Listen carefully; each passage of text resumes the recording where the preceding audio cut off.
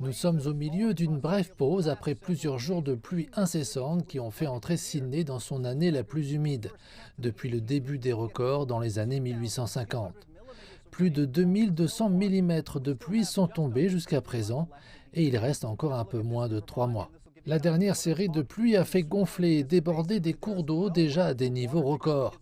Des routes ont été inondées et des cultures détruites dans certaines parties de la Nouvelle-Galles du Sud. Plusieurs dizaines de mises en garde concernant le risque d'inondation sont en place et les habitants du centre-ouest de l'État sont invités à se préparer à d'éventuels ordres d'évacuation ce week-end.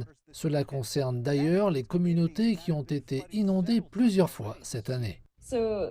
Ainsi, lorsque vous avez ces événements extraordinaires, les scientifiques travaillent pour essayer de comprendre, vous savez, si ce type d'événement a été intensifié ou rendu plus probable par le changement climatique. Et c'est quelques mois de recherche intensive. Nous allons donc le savoir dans un petit moment. Mais ce que je peux vous dire, c'est que cela correspond à certaines des choses que nous attendons du changement climatique.